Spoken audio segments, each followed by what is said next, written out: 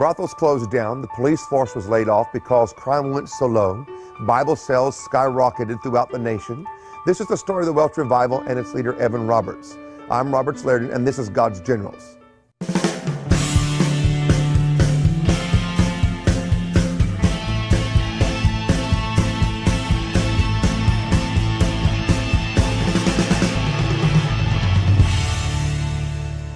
The evangelicals and the Pentecostal movements have all valued the great story of the Welsh Revival.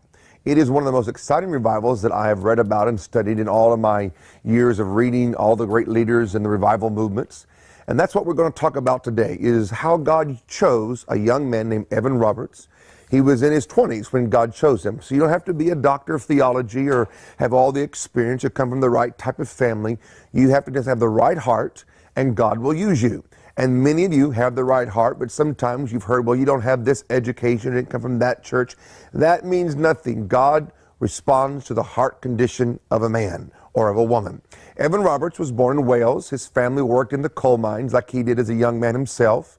He was known as he'd go into the coal mines. You know, back in those days, there was no child labor law, so children and teenagers worked like adult men worked in the mines. And so he would carry his Bible with him and go down into the mines, and during their breaks, he would read the scriptures, and during the lunchtime, he'd read his scriptures, and he'd make a little place in the wall of the mine and left his Bible in there sometimes. Well, one time there was an explosion, and the explosion burnt the pages of his Bible and became the famous Scorched Bible that he would use throughout his life and throughout the revival that was to come. So Evan Roberts, to look at his life, is very interesting.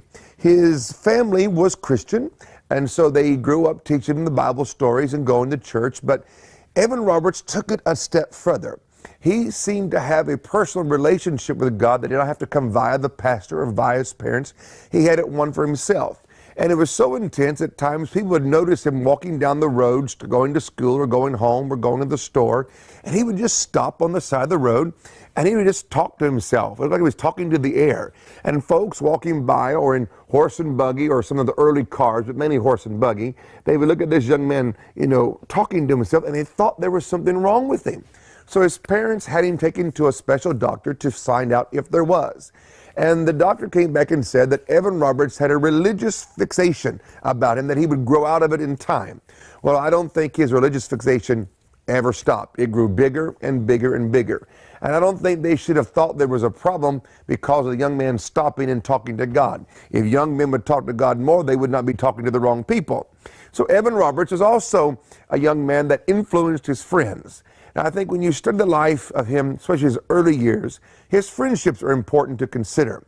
We're all influenced by who we hang around, who we talk with, who we are asking questions of, and their reactions to our conversations and our activities. And Evan Roberts was one of those. If you couldn't find him at school, you couldn't find him at home, you might find him playing sports with his friend, but most likely you would find him at church or doing something around his home church of Moriah Chapel.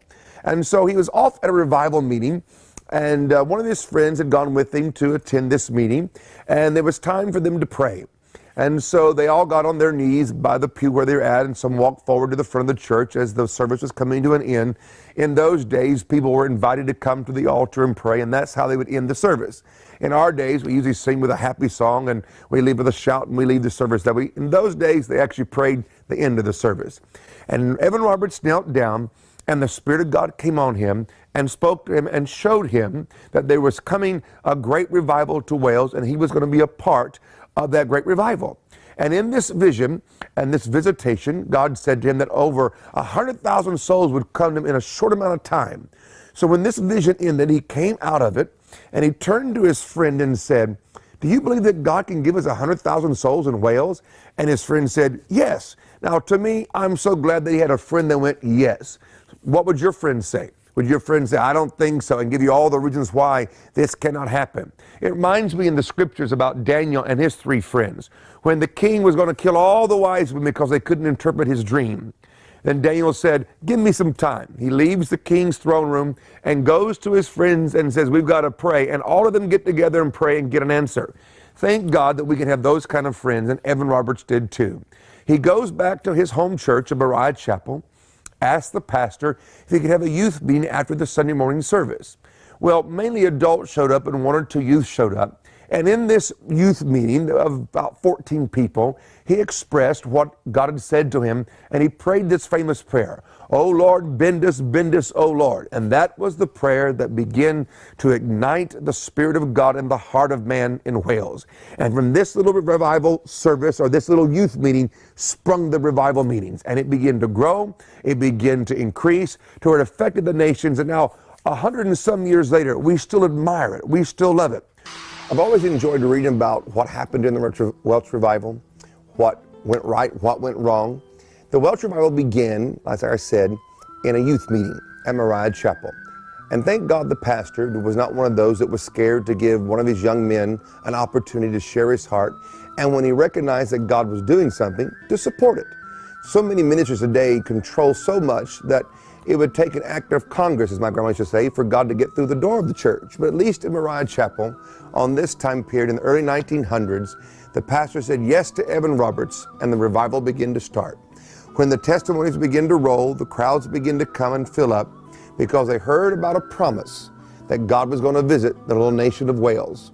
And as it began to spark and begin to happen, all groups, young and old, came, and they would come into a service. And here's how the revival meetings were like. They were conducted this way. Evan Roberts was not really wanting to be the star. He said about himself, "I want to be the window that you look through to see God. Don't look at me, look through me, or look at who I'm pointing at." So one of his great characteristics that helped the beginning of the revival, which also became a weakness of a revival, is he didn't want to be the great star of it, but yet you need to be a leader of it. And so there's a great waltz you have to have between not wanting to be the star, but yet still taking the position that God gave you. And Evan Roberts found that in the beginning and began to be used to become a catalyst of the great flow of the Spirit. When he would come to the service, he may preach, he may not preach. He'd normally sit on the side of the platform, or he'd be off in the pastor's office, off the side of the auditorium space, and the crowd would fill up. Sometimes outside the doors onto the sidewalks. They'd open the windows of the chapels, and so the folks outside could hear. And they would come and they would sit quietly, and then there would be little weepings or cryings or a little rumble of people praying. And they were not always waiting for Evan to show up, even though that was in the room, but the people came already prepared to talk to God for themselves. And at times there would become loud weepings and cryings, and then there would come people who would just stand up and start singing songs that they knew or songs out of their spirit. Other times they would stand up 2 or 3 and sing songs together. And so there was a lot of freedom in the Welsh Revival to allow the people to respond to the unction and the spontaneity of the Spirit as it came on them and moved through them. If Evan Roberts would come into the room, like I said, he would sit here. He may grace the pulpit and stand up there and talk for 5 minutes or 10 minutes. He was not a very long-winded preacher. He may not preach at all. He may get up and stand behind the pulpit and start to pray and then disappear behind it. And all you would think, well, he was there and now he's behind the pulpit praying. You could hear his voice. He may be behind the pulpit praying for the next hour and get up and walk off and walk out and leave the crowd. And so it was not your normal American or British style of doing church. It was a flow of the Spirit, and that Evan Roberts was being led by the Spirit the best that he knew. Now, some of the great happenings in the revival, besides the great salvations, is that when you read and research the move of God in Wales, here are some statistics. During the time of the Welsh Revival, which was began in 1902, 3, and 4, in that time period, and then begin to kind of slide down or begin to decline, during the time of its height, there was policemen were laid off of the police force because crime went so low. Drunkenness statistically went down because people quit drinking. They went to church and drank the new wine, not the old wine. Also, the Bible Society recorded that they had a record number of orders for Bibles, and until several years after the revival ended, they were still filling the orders to print Bibles that were ordered during the revival. And so those are just a few things. Now, here are some things that I enjoy when I read about the Welsh Revival. I love the story about the pit ponies in the coal mines. When the revival hit so strong in Wales, and Wales is mainly a coal mining type of a country, that the coal miners quit cussing. And you know, when you're not born again, you'd say all what you want to say, you use profanity. And the ponies, they don't know bad words from good words. All they know was that sound meant go and the other sound meant stop. And so when the coal miners got saved, or as a newspaper said, when the coal miners got religion, they quit cussing. And the little ponies got confused because the coal miner wouldn't say damn to go or say something else for it to stop. And so the little ponies got all confused, and the coal mine companies had to go out and buy a whole new herd of horses and train them on how to carry the coal out and bring the cart back down. And so to me, that was so exciting to know that the revival had affected the ponies, and they didn't know what to do because the coal miners quit cussing. The other thing that I find very intriguing about the Welsh revival was during the time, every year, like every nation does, is that we have sports events. In America, we have the World Series, we have the Super Bowl, and in America, we call it soccer. In Europe, we call it football. And so in Wales, during the time of the revival, they didn't have a Super Bowl or a World Cup for their nation. When you read in 1901 who won the football game, who won the big tournament, and then you get down to the year of the revival, and then it's written in the name where you should put the name of the team that won, and it just says revival. There was no tournament because everybody was going to church and having a religious experience. Now that's like saying in America that we didn't have a Super Bowl because everybody was going to church and more concerned about God and the condition of their soul than they were about the Super Bowl. That would be a big event. The other great thing about the Welsh revival was that the business hours in the nation changed. When no one's shopping, why keep the store open? When no one is going to the restaurants, why keep it open? The business hours of Wales during the time of the revival changed because business concluded early, because no one was buying or selling or doing business. They were going home, getting dressed, going to church, and maybe be there to midnight to 2 or 3 o'clock and then start again. Can you imagine in America or in London or in Berlin that all of a sudden a move of God comes and the business hours of the whole nation changes to accommodate the people wanting to go to church and wanting to be around God and wanting to be moved by the moving of the Spirit in their own soul? That's what happened in Wales. These are just a few stories that shows you the impact. The young people were involved, the children were involved, the elderly were involved. There was over 100 preachers that we know of that was being used by God all over Wales at one time. So it was not just around Evan Roberts' personality, even though he was the leader.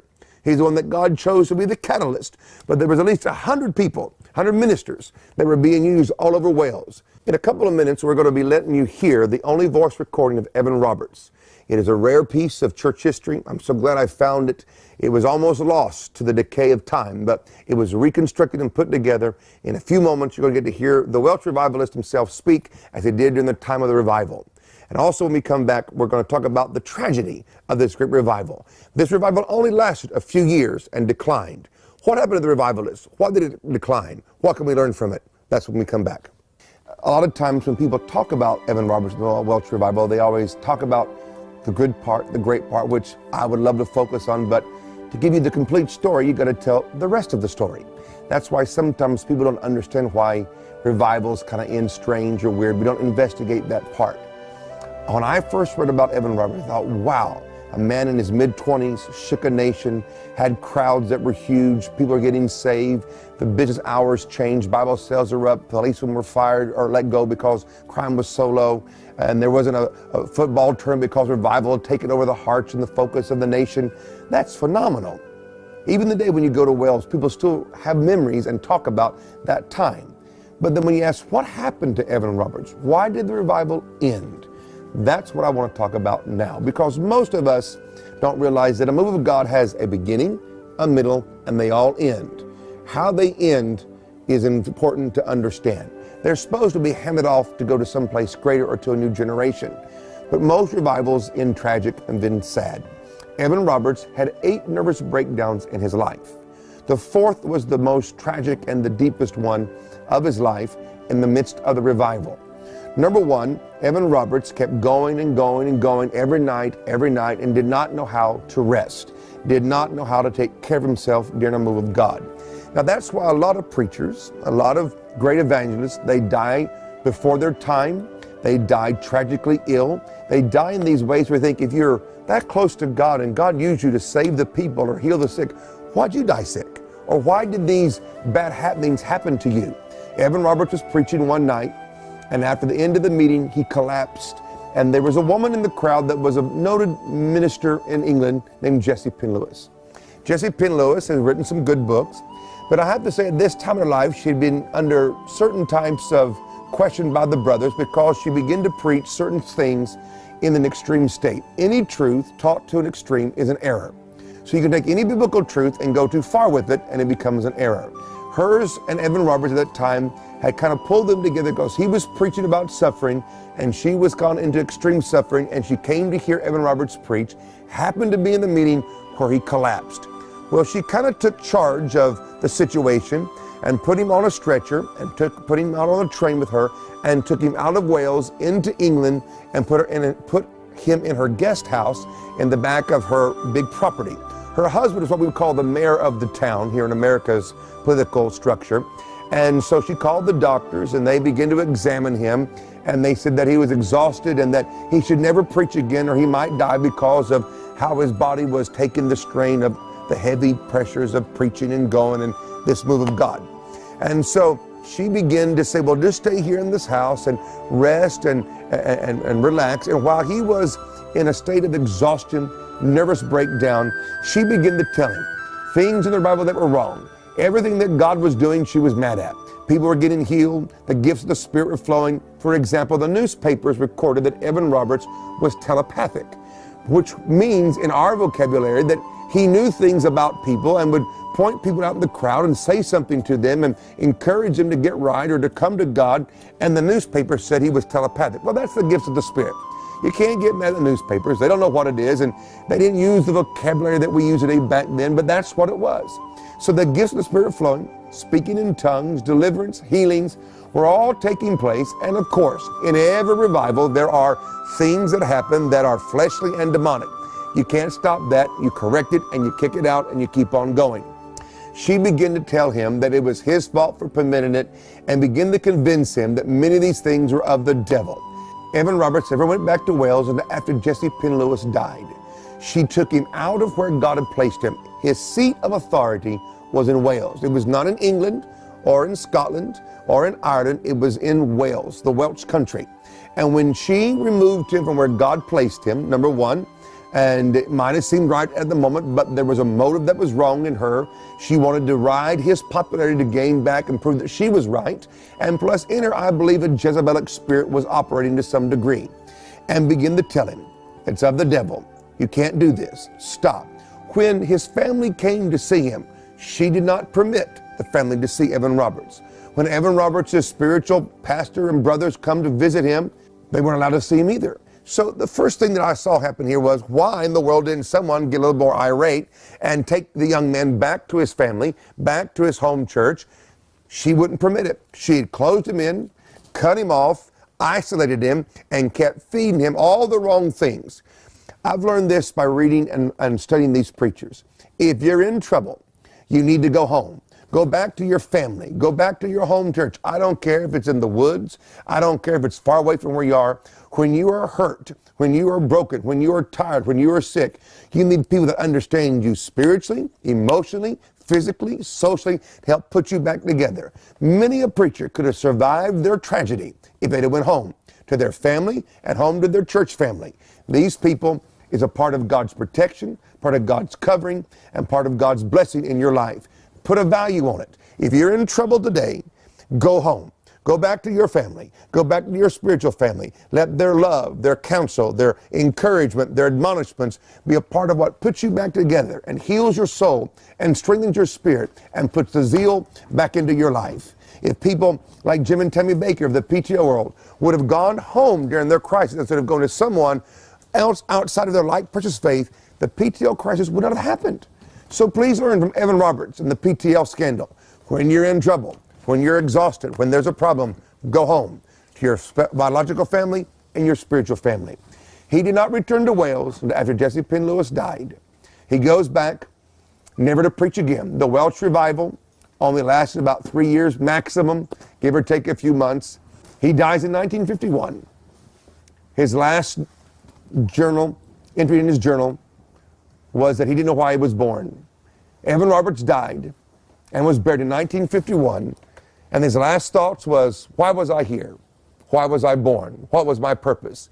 that Jezebelic spirit had removed him from his place of authority, his place of anointing, and convinced him that he would lose his whole life. When he didn't lose his life, he lost his calling, and he died not knowing why he was born. I don't want that to happen to you or to anybody that you know. Learn from the mistakes of the Welch Revival and make it right. I want you to get my book.